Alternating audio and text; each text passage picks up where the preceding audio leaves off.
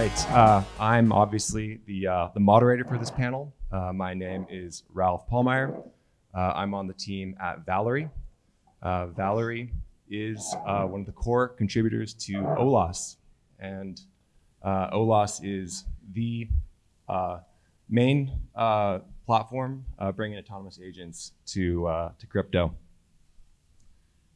Hopefully you guys had a chance to hear the first panel and learn a little bit about how autonomous agents will become the majority of future blockchain users. This is really something that we firmly believe here at Valerie, and which is why we've put this event together to bring everyone here to see this future and make it really become a reality. Just to give a brief overview, obviously this event is on autonomous agents. Autonomous agents, for those of you who are just joining us, are a software entity that runs continuously, that runs autonomously, leverages AI to make decisions and take actions. So this panel here will be discussing the use cases for autonomous agents. So let's get started. I'll let our panelists here introduce themselves and give a brief overview of what you guys are doing in the space. So go ahead, Rene, do you want to start? Sure. Hello, everyone. My name is Rene. I'm one of the founders of Celo, layer 1 blockchain that's becoming an L2 right now. It's a different topic, not for today. But we've been since the beginning very focused on real-world use cases, particularly in the global south. Regenerative finance includes payments, a lot of financial applications, kind of leapfrogging the infrastructure that we have today and making it more regenerative. We have been, actually, maybe that's just for the intro, right? We're not just diving right in. No, go ahead. No. Let's step by step. All right. Hi, I'm Elisabeth. I'm the co-founder of Compass Labs. We develop a Python interface to DeFi to enable our users to do data sourcing, simulation, optimization, and on-chain execution all through Python. So our goal is to abstract away everything that comes with blockchain engineering and Solidity. And I think most relevant here is our simulation software, which incorporates an agent-based learning software that runs on blockchain forks. Such that we can enable our users, which are mostly investors, hedge funds, market makers, but also protocol research teams, to model the entire DeFi ecosystem and understand how their strategies or their smart contracts behave under different market conditions, and find, for example, edge cases in their smart contracts, or use the agents to optimize the interactions with those smart contracts or the smart contracts itself. All right. Sorry. I'm Don Gossen. I'm the co-founder of Nevermind, though I feel a little bit like Messi right now at a press conference. The team played really well. First off, thanks to Valerie for putting this together. I've been in this space for a long time, so long people thought I was crazy when I first started doing this stuff. Co-founded Ocean Protocol back in the day, and have just sort of kept focused on this stuff. Right now, we're focused on building a decentralized AI payments protocol. Where we see a real discrete issue at the moment is with builders, regardless of where they exist on the Web 2 or the Web 3 side, struggling with how they monetize what they're building. So we're hyper-focused on the commercialization of these applications and looking at the evolution over time.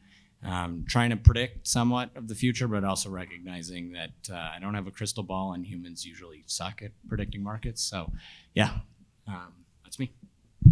All right, thanks guys. And it seems we're missing Ajit. If I see him come in, we'll have him come down and then we can grill him as to why he's late.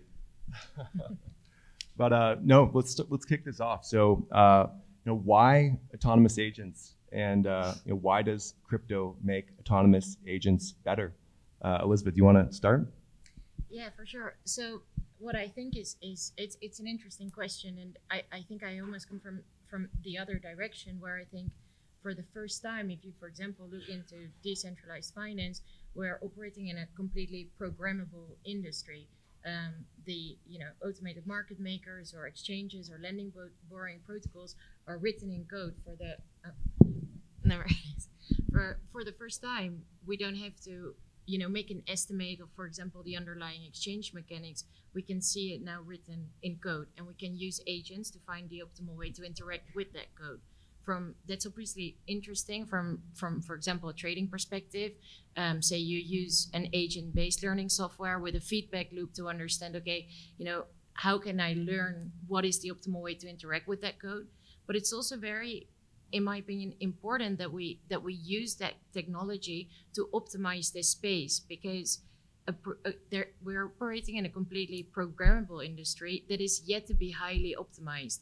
And I think that is where one of the primary use cases is actually happening, where we can use agent-based learning to optimize this industry, to understand how we can optimize protocols, how we can optimize blockchain-based systems. And I think applying AI to do that is highly relevant. I think then the next step towards doing that comes more where, how do we connect the centralized training of these models or of these agents to the decentralized stack? And I think that's why days like this are hugely important, where we can find ways to say, for example, through the Autonolas network or through on-chain inference, like how can we enable the training and the testing of these models off-chain, but be able to execute it on-chain to optimize the industry that we're operating in. Because I think if we're right now, it's a really interesting industry, but it has to be optimized in order to compete, for example, with traditional markets and really get the inflow from institutions to operate on-chain. Fantastic. And Rene, I know you're doing some really interesting things at Celo, particularly in Africa. But why autonomous agents? Go ahead. I'm just going to grab this. No, I can't. I'm just going to do the whole thing. Yeah. It does feel like a soccer press conference. Sorry, the team was not. My team's going to really crush your team, Rene. I think we have to improve the defense. Yeah, look, I think it's an exciting time, right? Because I think when you think about like at a high level, right, Web3 enables this, right? It's really hard to imagine autonomous agents existing in a meaningful way, right, without this infrastructure, right? For the first time, it's not just humans or corporations, kind of organizations, entities that can have bank accounts, but smart contracts, right? And that opens up a whole new playground.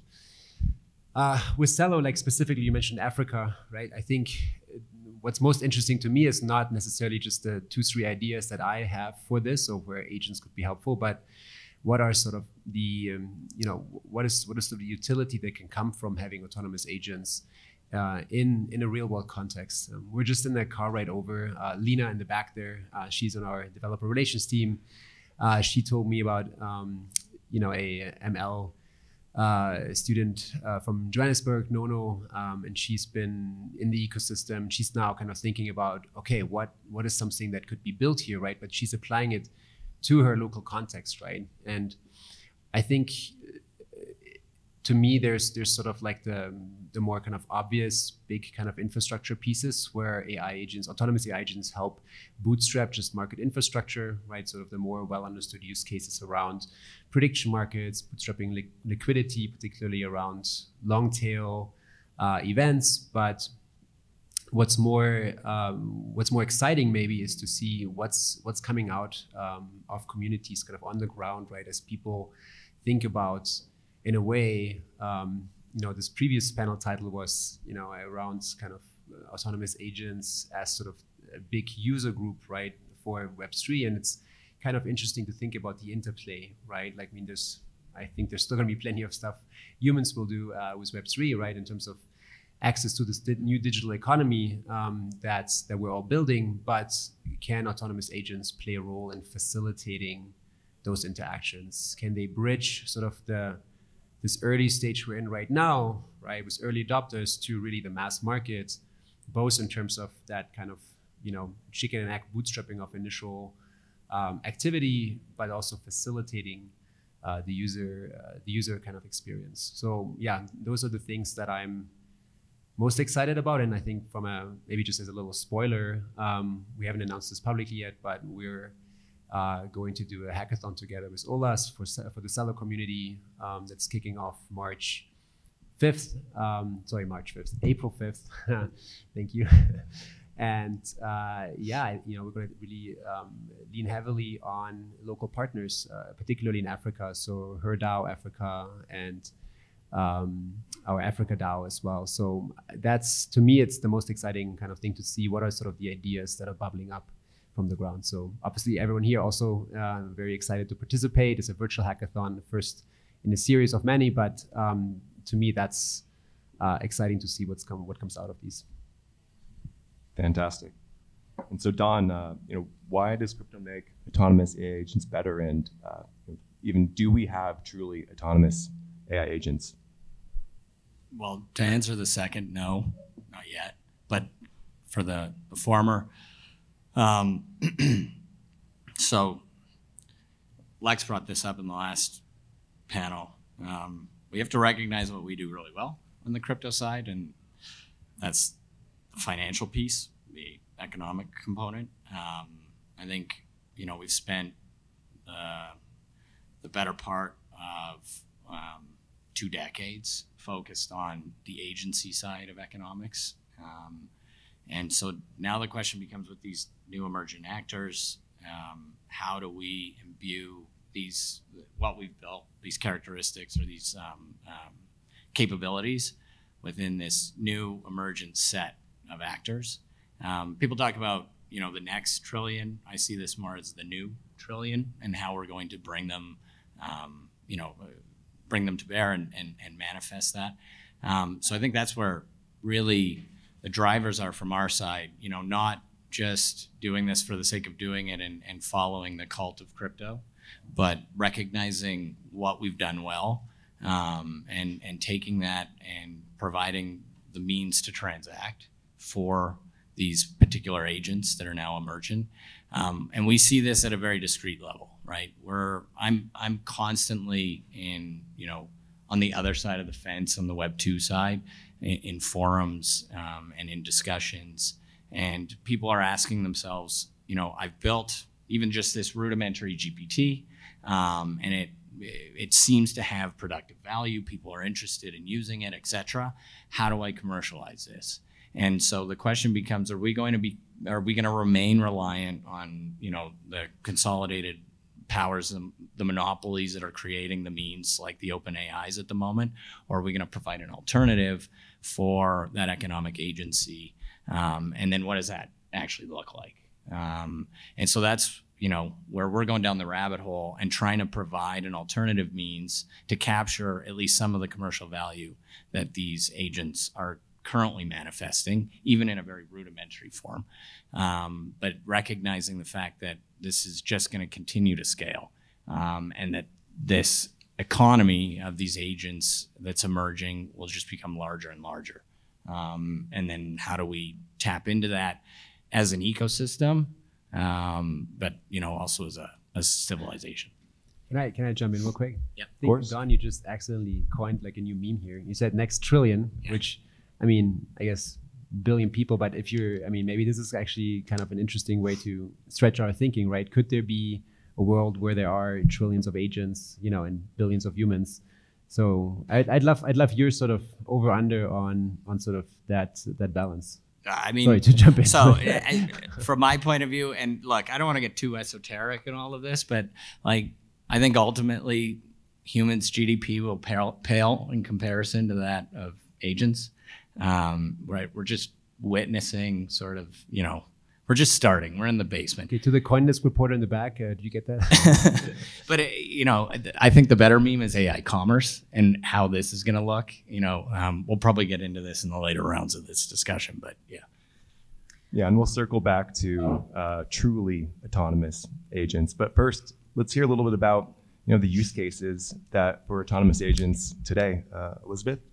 Yeah, I actually think to get a bit into what you were just saying as well. I think, right now what we're seeing, especially, for example, in crypto and in DeFi, that actually the use cases of using agents to optimize systems, for example, and to find optimal interactions is actually still very limited. And we see a couple of successful firms within the crypto space working on the optimization and working on agent-based modeling, for example, and working on providing the optimization set that protocols actually require to be successful. But I think one of the things that is missing right now is the actual infrastructure that would enable people to do that themselves. And I think that's actually why we started this company, is because we think that, in order to be able to get familiar with agents, to teach agents how to interact with the systems, we need to have a framework that people understand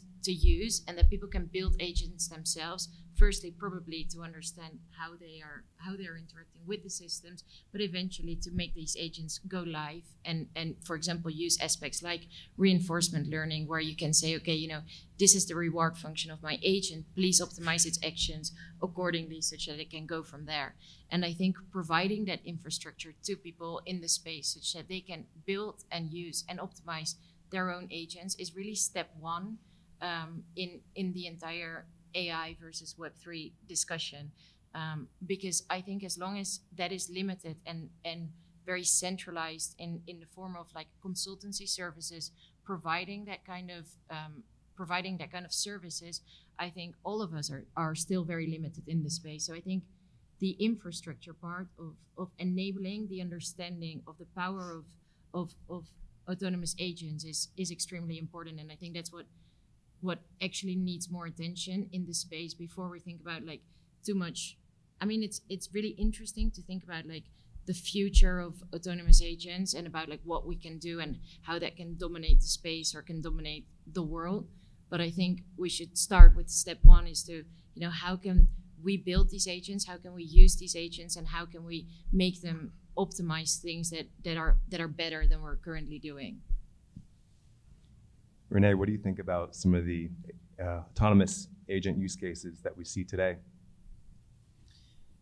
Yeah, it's interesting. So one thing, and Ethan brought this up on the last panel, was just around kind of removing the complexity, right, around how people interact with Web3 and the different use cases. Opera is one of our partners. They, a browser company. They have a very popular product in Africa called Opera Mini, which is an Android browser, subsidizes bandwidth, and it's actually the most popular browser in Africa, even beating Chrome, over 100 million users. And interesting, they've built a very simple wallet into that browser. Like really, I mean, it's hard to find a more easier to use Web3 non-custodial product.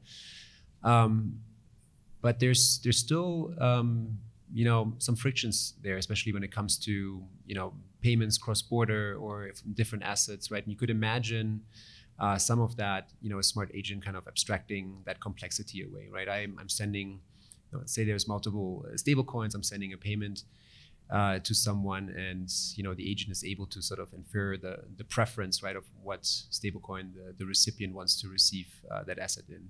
And I think that's not sort of an autonomous agents per se yet, right? But this is providing sort of an infrastructure that then enables autonomous agents more easily to kind of sit on top of. So yeah, when we were thinking about this kind of with the Celo team and like talking to people in our community, a lot of that is sort of this kind of, let's call it MiFi, right? Sort of this kind of from a personal perspective, from a user perspective, kind of driven applications or people engaging with these kind of autonomous AI agents to do things that they by themselves couldn't do, right? And so it's not in the kind of ChatGPT way where you give a prompt and you get a reply, but it's more sort of a continuous type of interaction. So that's something that I'm personally really excited about, because it will further remove the friction around how people engage with even simple products like wallets, but certainly a lot of the Web3 applications people are building. Fantastic. And Don, what do you think about the use cases today, and also throughout? How do you see use cases evolving over the coming years? So right now, Lex, plug your ears. There's not a lot going on the AI agent side of things. It's pretty limited. I mean, Olas is working on this on the Web3 side, on the Web2 side. We've got a partner, Super Agent. They've got 7,000 users. I think the biggest AI agent organization, at least from a framework point of view, is AutoGPT. They've got about 48,000 users. So in the grand scheme of things, there's not a ton going on at the moment. There's a lot more going on just the AI development side of things. So people building GPTs or more thorough end-to-end applications. But it's quite hobbyist. It's very, cottage industry at the moment. It parallels a lot, if you're old enough, of the activity that was going on kind of early to mid 90s on the internet with sort of the hobbyist economies that were starting to emerge in that space. People connecting with one another via forums or email, discovering what was going on via directories. I mean, this is exactly what's going on right now. Things are just starting to evolve. It's a very interesting place to be. There is, I think, a real impetus to start to productionize and then correspondingly commercialize what's being developed. But we're limited in our capacity. I mean, to the extent that the opportunities that are out there, like, for instance, the GPT store, those that are building within the GPT store, the actual revenue sharing model hasn't manifested yet, right? So what do these opportunities look like? I think the next thing that's going to emerge is more interesting use cases. Right now, what's being addressed and what's being created is actually pretty boring. It's basically just like strapping an LLM to an existing consumer application. Like, okay, great, I've entered a prompt and I got a list of flights that maybe I should purchase. Go to a website and purchase. It's novel. Maybe I save some time, but it's not really taking advantage of the underlying technology. I mean, what's a cooler application is when we start to think about, okay, NPCs start to emerge with some sort of agency, and we take this concept of e-commerce applied to d-commerce, and these agents start to consume on their own, right? Independent of any other actor. Are we there yet? No, but these are the types of cool economic opportunities and actual applications for this stuff. As it applies to us, like at some point I have an agent, Rene has an agent, maybe Rene, I'll have two. Yeah, exactly. You put some information out into the market that you're in Denver, right? For ETH Denver, and you put out a commission to an aggregator agent that can discover that information, and I want to go to San Francisco, and lo and behold, we connect via this apparatus, right? Via agents. This is the type of application that hasn't emerged yet, but I think is going to in the not too distant future. And then we get into like the really esoteric bounds of what's going to happen, where I don't think as humans we do a very good job of predicting these sorts of things, sort of recognizing alternative intelligences and how their protocols work. But that's the sort of thing that gets me up in the morning, looking at those opportunities that we can't really fathom right now, but how these agents are going to emerge and the economies around those, and how not necessarily we as another economy are going to be able to infiltrate that, but how we can sort of ingratiate ourselves with this new economy. And I think that is ultimately in the next 10 years where the real opportunity lies. Elisabeth, what do you think? How do you see autonomous agent use cases evolving in the coming years? Yeah, it's interesting because of what you're saying right now. Like, I understand your point of view, but I just wonder in this particular use case, like where exactly would we need to have blockchain coming in this, like in the example that you just mentioned, and besides that, like how would we enable that we can also do, even if we would use blockchain, for example, for payment systems, then how can we also ensure, like, for example, testing and training on chain, because that is something right now Yeah, so I think there's a question of what needs to be on chain versus what doesn't need to be on chain. One aspect where I see a real advantage over for the technology that we're working with over what exists in the Web 2 space. You know, I talked to David about this. I talked to Richard from NAPTHA about this on a regular basis. The user experience on the AI front sucks right now. Yeah. Right? Like, if I want to build an agent, I got to go to a framework where they've encapsulated the tool sets within that framework. And then I leverage that pre-canned set of tools. And they've done some of like the DevOps and administrative work in the background, right? Alternatively, if I want to have total independence, I need to, you know, have an API for each one of the applications, right? What we do quite well is create the incentives for collaboration and the combinatorial aspect of these relationships, right? So we can take and incentivize a bunch of different tool sets and create, you know, like cohorts or effectively cartels that solve problems from an agent point of view, that are, you know, that these different services come together and negotiate in a transparent fashion how they're going to work together. Yeah. Doing that in a centralized fashion through a database, incredibly difficult, like a traditional database, incredibly difficult to manifest. So that's one area where I see a real advantage for the tech stack that we're building on. The other, I think, goes back to David's comment before in his keynote, I think around deplatforming, right? Being reliant on a centralized authority that, you know, may hold the means to that transactability of those agents, which is what we see emerging with like OpenAI and different organizations.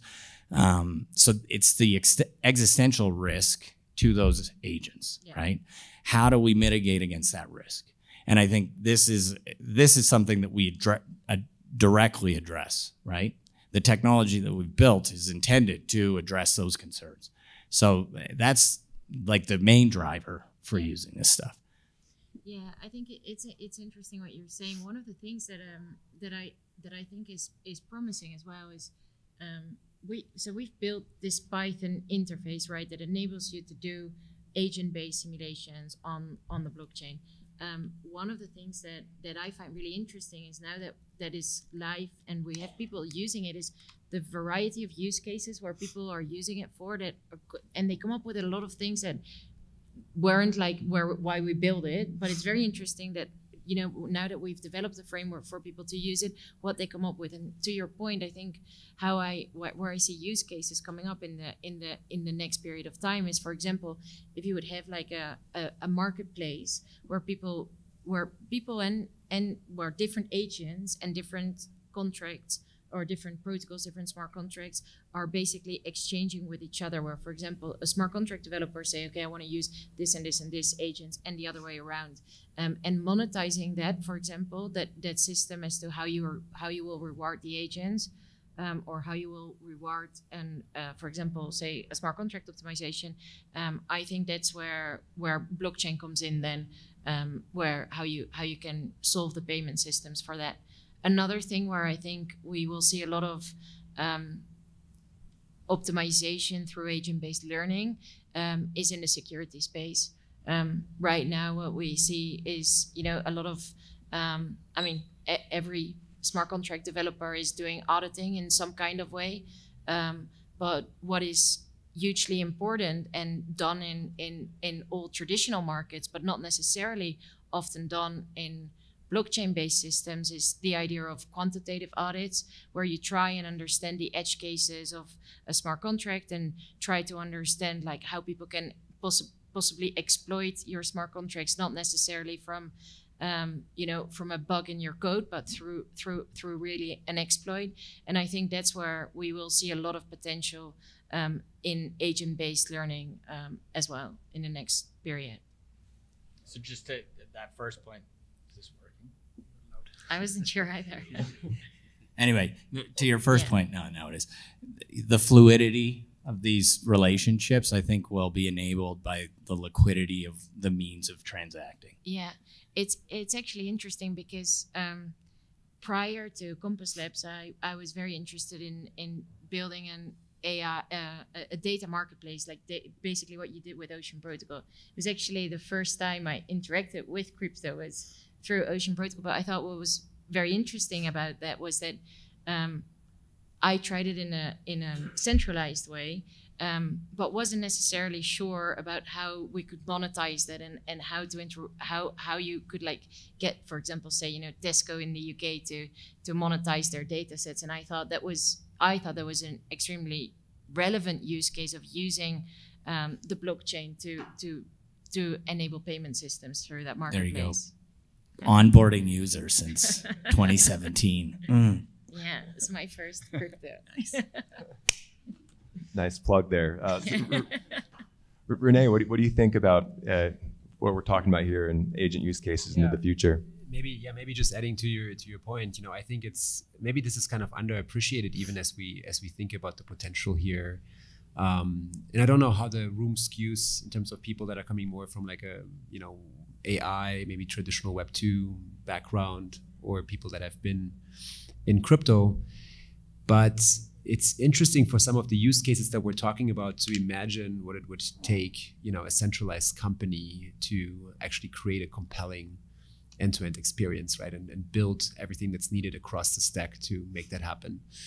And even then, you would have someone who would have to be very opinionated about what that is, that product, right? And then kind of top down, right? Plan it and build it, right? And the beauty of Web3 and something that, if you go back to DeFi Summer even, or really any sort of vertical within Web3, of stuff that's been built, there's sort of like in the beginning of these sort of different areas, right? There's sort of like maybe there's these kind of use cases, right? And then 2 years later is like hundreds of other things that you would have never expected because people are, very easily able to plug in, and a 1-person, a 2-person team can have a massive contribution towards the bigger picture, and something that's absolutely not possible in the traditional Web 2 world. And I've built companies both in traditional Web 2 and Web 3, right? So that's I think sometimes underappreciated. And I think from a Valerie perspective and sort of looking at Olas as a platform, right?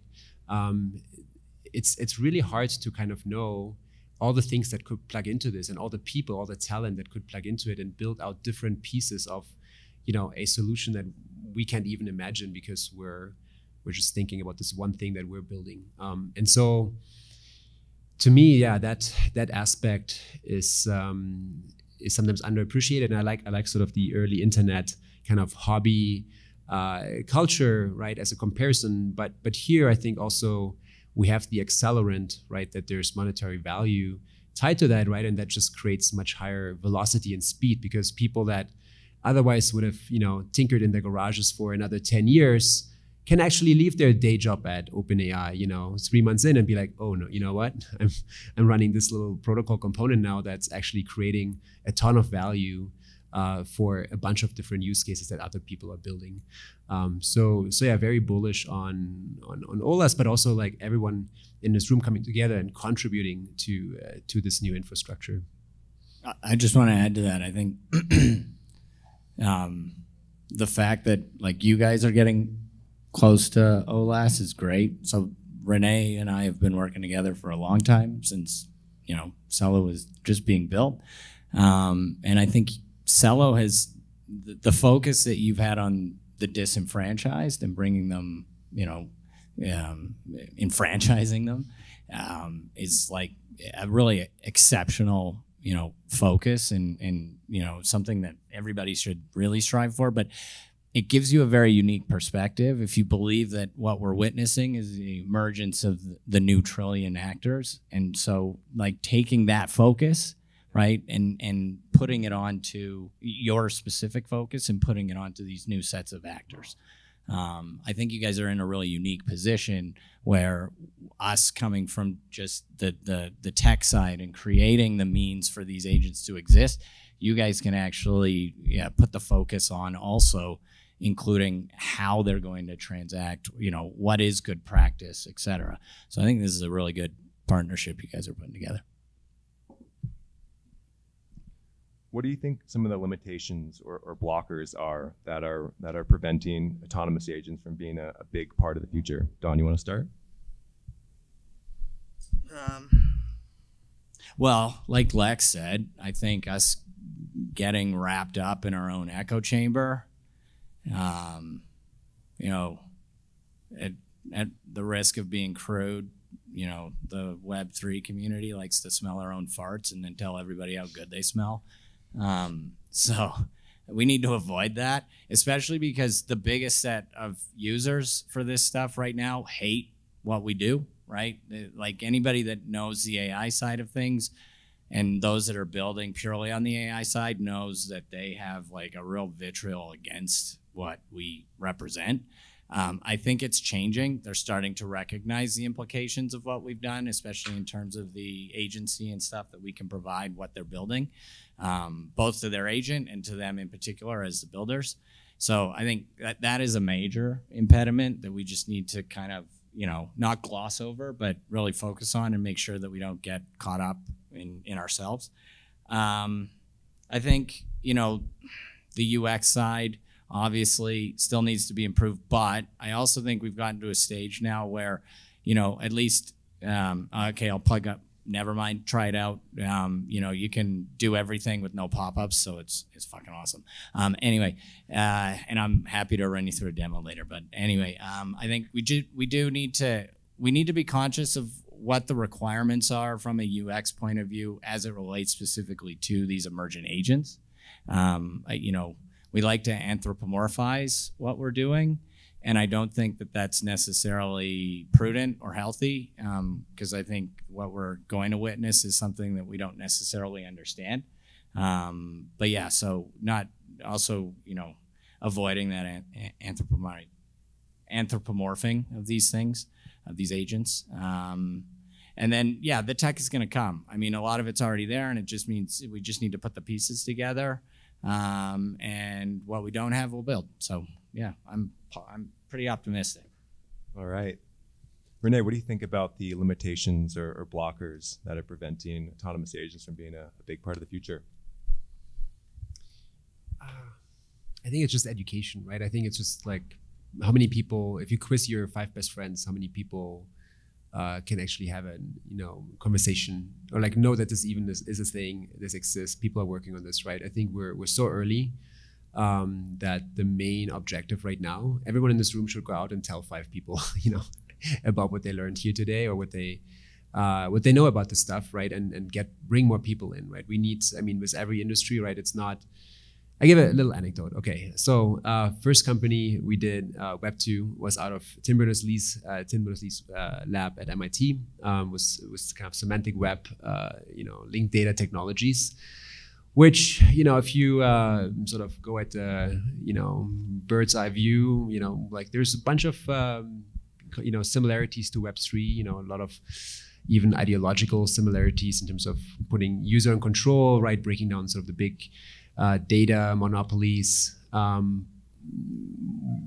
but very few people, know about that or knew about that at the time, or there weren't like hackathons all over the world, right? People working on linked data stuff. We actually built a prototype early on, and it was very clear that it would take decades for this to become, commercially viable, scalable tech, right? And that's always the biggest risk here, right? To your hobbyist analogy, yeah, this could stay a hobby thing for a very long time, unless we get like thousands of people to come in here, get smart on this and start building, right? And it doesn't have to be much, right? Because the friction here is really people shying away from digging deeper, taking that, 5 minutes to read a blog post, taking, an hour to build something, start building something, right? And I think that's kind of our collective responsibility. We're in this room today, right? So, it's on us to kind of spread the word and I'm sure next time you ask this question in a year or two, right, it's going to be different answers. It's going to be like, oh, well, now this stuff is getting big. What are the risks? How do we protect consumers?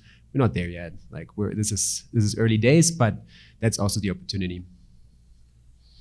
Elisabeth, what do you think? Yeah, I agree with with both of you actually. I think what is mainly missing in this industry is the understanding of people and the interfaces that are currently existing for people to understand, because it is a complex space. It comes with loads of complexities and the difficulties to interact with it, like the onboarding process is incredibly difficult. I think, you know, DeFi, for example, was promising open access to financial services for all, but because of the complexity involved with it, it's a very tech-savvy, limited crowd that is actually using it in a profitable way. And I think coming actually back to what we saw happening with AI and machine learning, I think up to the moment that TensorFlow or PyTorch was developed, there were not many people able to actually use, you know, build machine learning systems. And I think something similar will actually happen with crypto and with blockchain-based systems. And that's exactly why we're building what we're building, to build a Python interface to enable people to interact with blockchain-based systems, to abstract away the complexity that is involved to interact with it, and to enable people to, you know, instead of making it like a year or 2 year project to for example, you know, write a smart contract or just an example, take a flash loan on a lending borrowing protocol, make that like 1 or 2 hour process to do. And I think building that infrastructure and educating the people how to use it is extremely relevant if we want to see the use cases of autonomous agents, AI, but to be honest, blockchain as a whole to be taken out. Don, what do you think about the next big capability unlock? Well, I'm biased. I think it's payments for AIs. I think when people realize that they can make money off of what they're building, that's going to be a huge motivator. Simple. What do you guys think? Rene? Elisabeth? Yeah, I mean, so one other thing that I think, and this is already something you guys are actually working on, right? This is on the governance side, right? And so Celo, since mainnet launch, has had on-chain governance, right? So if you want to see a change in the protocol, or you have a project you want to get funded from the on-chain treasury, DAO treasury, you put forward a proposal, right? And then the community votes on it.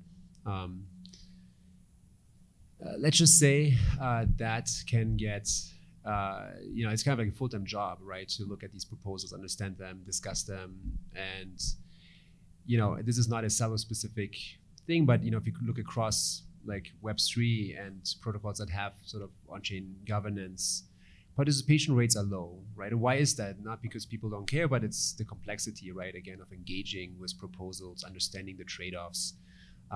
You know, even within the Celo proposals, right? There are proposals where I'm like, oh, you know, I have to do like a couple hours research to understand what this would mean, right? And I think this is a massive opportunity for, again, autonomous AI agents that act as delegates, right? And that bring sort of the resources of understanding complex issues, you know, providing assessments, doing scenario analysis, and being rewarded financially given the setup of the system, right, as any other delegate would be today.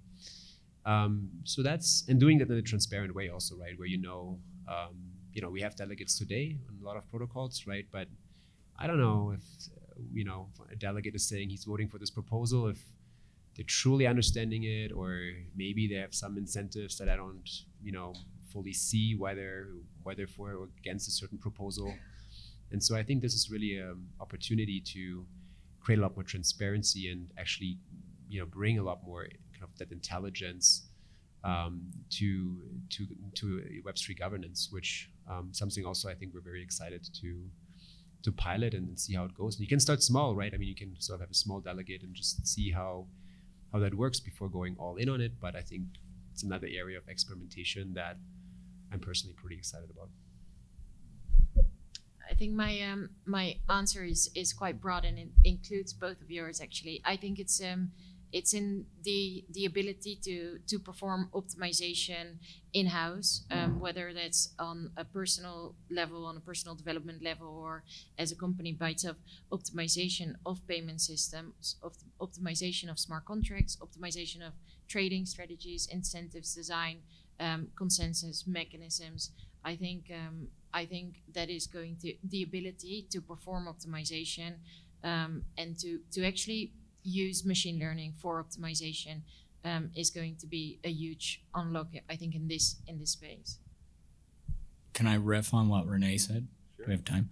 So I like what you're saying, where you're going. I think there's an opportunity to incentivize those that aren't as aware of what we're doing. I'll give an example. It's pretty anecdotal, but there's a huge community out there that are building productive agents from a traditional investment point of view, they're just completely overlooked, right? So the anecdote I have, we've worked with a builder. We're working with Streamlit, but one builder in particular. His name's Jose Manuel. He's a physics professor at the University of Monterey. He built a GPT called Math GPT. It's like the #1 used GPT on Streamlit, and he self-funded it all, right? He's funded the usage of it, everything. This is something that costs, a few $1,000s, is highly productive. Hundreds of thousands of people have used it and think it's valuable, but it doesn't hit the radars of traditional venture capital because it's not a big enough opportunity. This is where, our business, our ecosystem really shines, right? Is in manifesting the means to fund these types of projects.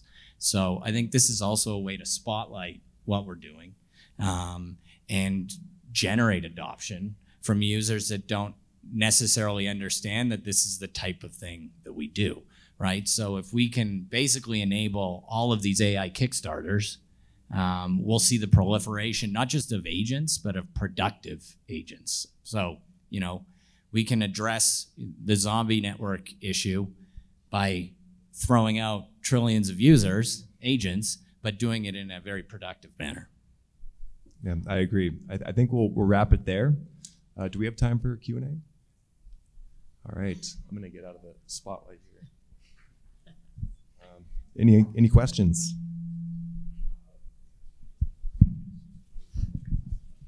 Covered it up. We answered all the questions. I know. Maybe that's a question mostly for Celo. What is your vision in terms of integrating these smart agents on an L2? How does that work in a more kind of technical way? And what's kind of the roadmap? What's kind of the vision there for AI and crypto on top of Celo? Yeah, so I mean, it's interesting. Kind of, I don't distinguish really here from what's sort of a regular user, right? A human sort of behind the keyboard, or an autonomous agent, right? I'm thinking about the overall utility of the infrastructure. So, yeah, it's interesting because in a way it's like, okay, there's a bunch of use cases that as a community we're really excited about. And they, in the beginning I mentioned sort of regenerative finance. They tie to giving people access to this new digital economy, access to kind of work, get paid, do payments, microcredit, like a bunch of sort of those kind of primitives. And I see it more like, what's as part of like making that really successful and really accessible to everyone. What role do these autonomous agents play versus this is kind of a separate thing on the side, right? And this is even if you take this last example of governance, right? Like this is kind of alongside kind of the humans, right? That are still obviously playing a role in this governance system as well. So yeah, I haven't thought about it sort of more from the standalone perspective, right? Is there kind of like almost like an isolated set of use cases for only autonomous agents on Celo? Maybe there is, but yeah.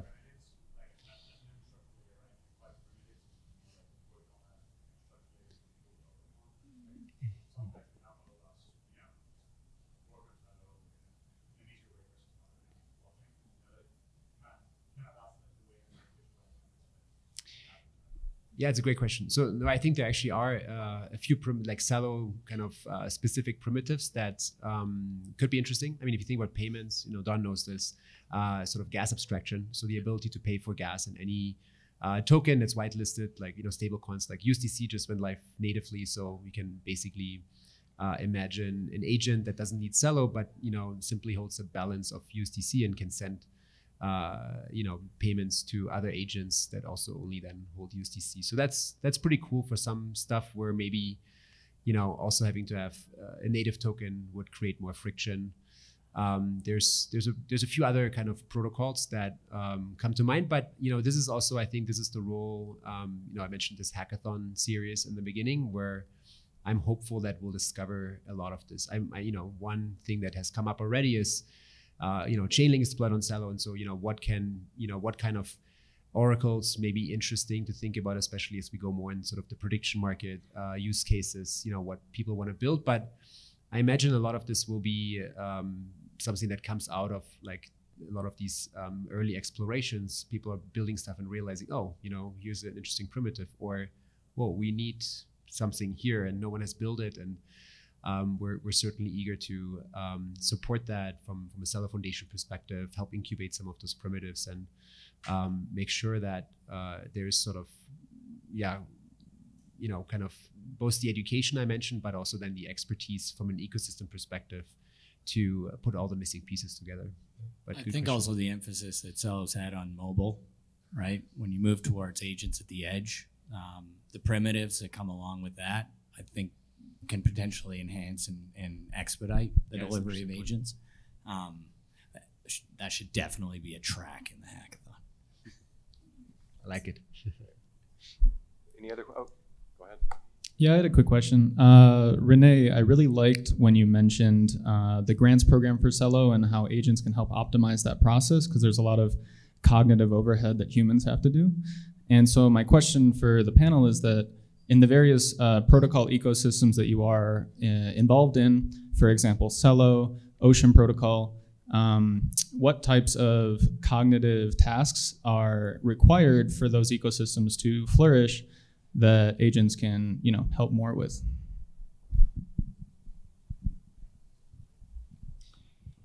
Yeah, it's kind of interesting.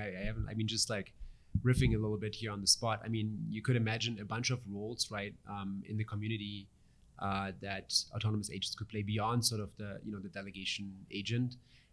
Just making this up, I could imagine an autonomous marketing agent for a specific community or country that takes content, puts it in local language, and is funded from the on-chain DAO, and acts sort of as like a marketing, sort of communications assistant for the ecosystem, but is funded on an ongoing basis also for the work, right, that they do in providing that service. Could also be like sort of taking stats right from Block Explorer and putting them out on X or Farcaster, right? So I think there's a lot of, as you start thinking, like even for like 5-10 minutes, you probably come up with like hundreds of roles that today are undersourced in most ecosystems that autonomous agents could fill and create useful kind of sort of play useful function in the ecosystem. So yeah, I'm very, very bullish on that, and those things are also maybe like easier to pilot than some of the other stuff we've talked about. So yeah, I think that's yeah, go ahead. Yeah, if we have time. Yeah, it's quick. Okay. Thanks, guys. I have a question, sort of as a little more tactical, around where you think the immediate next steps of AI and crypto could be. I guess the rules-based AI. Like, where do you think those use cases will be as we're moving towards this more agentic AI? And secondly, how do you think that the interplay with developments in account abstraction will interplay with agentic AI in crypto down the line? All right, I'll go. Payments and the account abstraction one's an interesting issue because it's obviously a problem for carbon-based actors. I don't know if it's necessarily going to be an issue for the silicon-based ones. It's TBD. Yeah, that second part, I don't know. Well, I think it comes down on to what we were saying earlier. I think, in my opinion, where we see the biggest use cases right now is one, abstracting away complexity and enabling optimization again. So whether that's for security or for, obviously trading is a obvious use case, or incentive design. I think it's across the stack, but I think it's the ability to actually do that and having those interfaces to be able to do that. I think that's the primary thing to make this accessible and to enable AI for blockchain-based systems, both ways, right? Both for enabling, using AI to optimize, for example, a trading strategy, so going kind of from off-chain to on-chain, but also the other way around, enabling AI to use that for example, smart contract optimization, for making more efficient markets and enabling a better environment for example, in DeFi to trade against. I think it, in my opinion, it all comes down to the way we can interact with these systems, and using optimized ways to go forward. Awesome. Thanks, guys.